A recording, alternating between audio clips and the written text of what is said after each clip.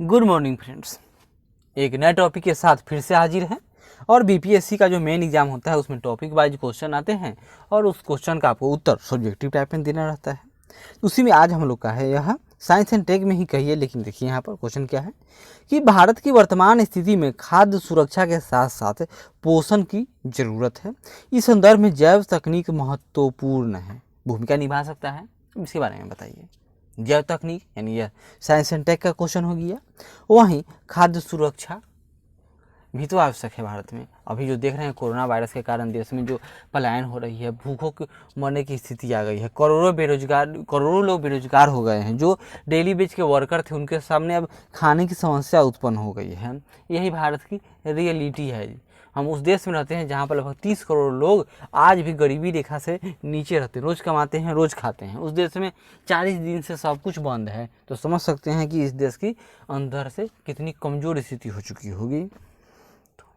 शुरू करते हैं। देखिए, वर्तमान में भारत में न केवल सभी के लिए खाद्य सुरक्षा सुनिश्चित करना आवश्यक है, और खाद्य सुरक्षा मतलब ऐसा नहीं केवल पेट भर जाए। भारत में कुपोषण भी चरम स्थिति पर है। दुनिया में जितने भी कुपोषित बच्चे हैं उसमें से 1/3 से ज़्यादा तो बच्चे केवल भारत में ही हैं। यानी यहाँ पर लोग को फूड मिलता है लेकिन वह जितना प्रॉपर होना चाहिए वो लोग नहीं हो पाता है। भारत में महिलाओं में एनीमिया की समस्या सबसे अधिक है। क्यों? क्योंकि यहाँ पर खाद्य मिल, और ये तो खाद्य सुरक्षा नहीं है सारे लोगों को।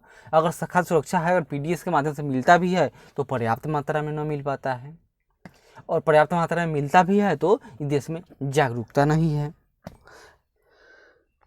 अतः किसी भी देश के लिए वहाँ के नागरिकों के लिए खाद्य सुरक्षा सुनिश्चित करना सबसे आवश्यक कार्य में से एक कार्य माना जाता है। बल्कि अपने नागरिकों के पोषण स्तर को सुनिश्चित करना भी आवश्यक है। विश्व बैंक की नवीनतम रिपोर्ट के अनुसार विश्व के कुल कुपोषित बच्चों की संख्या का लगभग, यहाँ देखिए, 50% केवल भारत में ही है। लगभग 5% नई माताएं रक्ताल्पता की समस्या से पीड़ित हैं। ध्यान देने वाली बात है कि भारत में प्रति वर्ष होने वाली मौतों में 5% के लिए कुपोषण जिम्मेदार है।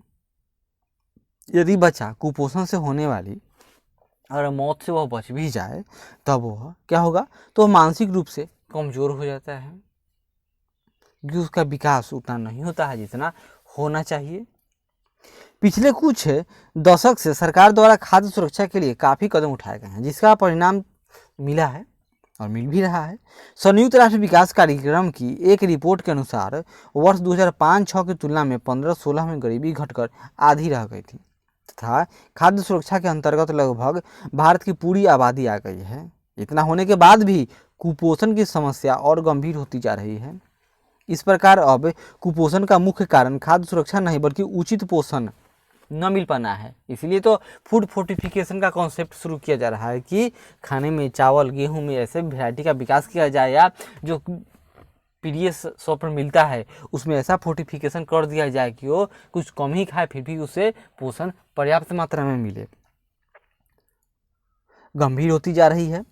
इस प्रकार सरकार द्वारा कुछ कदम उठाए गए हैं, जिनमें से कुछ महत्वपूर्ण है, जैसे नमक में आयोडीन मिलाना। आयोडीन की कमी से क्या तो घेंघा रोग हो जाता है।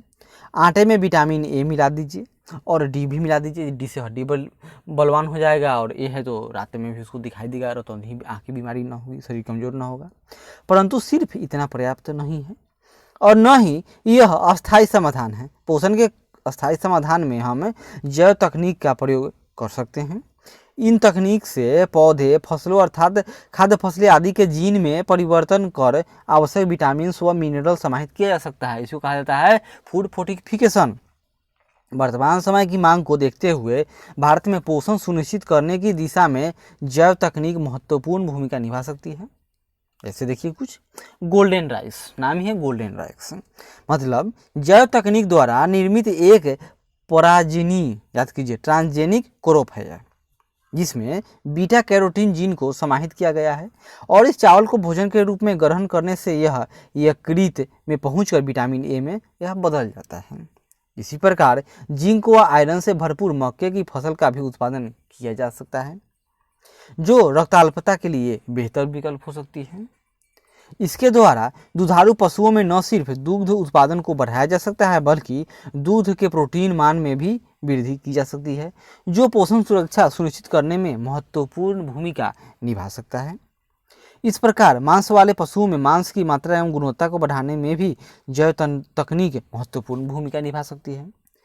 इसी प्रकार अन्य फसलों के जीन में परिवर्तन कर उसमें आवश्यक विटामिन, मिनरल्स, प्रोटीन आदि को प्रविष्ट कराया जा सकता है, जो लंबे समय तक उनके अनुवांशिक गुण में तब्दील हो जाएगा। इस प्रकार हम उनकी उत्पादकता बढ़ाकर खाद्य सुरक्षा के साथ साथ पोषण स्तर भी बढ़ा सकेंगे।